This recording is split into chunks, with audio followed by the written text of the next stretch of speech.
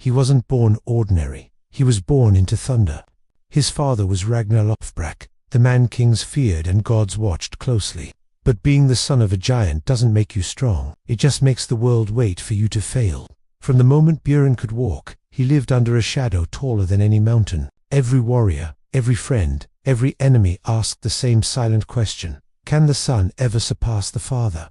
This wasn't a story of privilege. It was a story of immense, crushing pressure. Björn didn't grow up with comfort. He grew up with the clang of steel, the smell of salt and blood, and stories of glorious death. While other boys learned games, Björn learned survival. He was raised by axes and scarred men.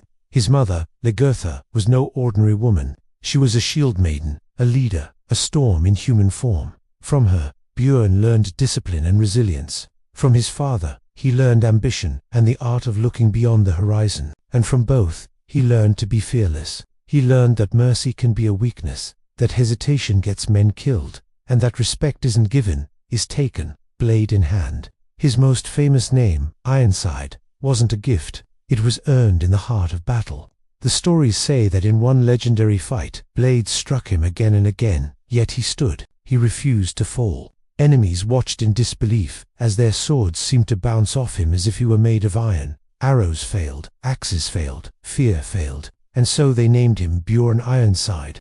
Not because he was truly invincible, but because his will was unbreakable. He simply refused to die. But Björn wasn't content with local glory or raiding nearby lands. While other Vikings plundered familiar shores, Björn's eyes were fixed on the unknown. He was driven by a wanderlust that bordered on madness. He sailed farther than most Vikings ever dared, navigating treacherous rivers, storm-tossed seas, and lands that existed only in rumor. He led his fleet into the heart of the Mediterranean, a sea dominated by powerful empires. He struck the coasts of France, Spain, and even reached North Africa. He challenged empires that saw Vikings as nothing more than savages. And everywhere he went, his name followed, not as a mere pirate, but as a force of nature. Being feared is easy, being followed is much harder. Björn didn't rule through terror alone. He commanded loyalty because he led from the front. Men followed him into the jaws of death because he was the first one through the breach. He bled with them, he mourned with them, and he never asked for a sacrifice he wasn't willing to make himself. When his father, the great Ragnar Lothbrok, died, the world expected Björn to break. They expected the shadow to finally swallow him. Instead, he hardened. The boy who was once chasing his father's legacy became the man others stood behind. He didn't seize a throne through tricks or treachery. He earned it over decades of battle, leadership, and sound judgment. As king, he wasn't just a conqueror, he was a lawgiver. He understood a truth many warriors never learn. Victory wins battles, but wisdom holds kingdoms.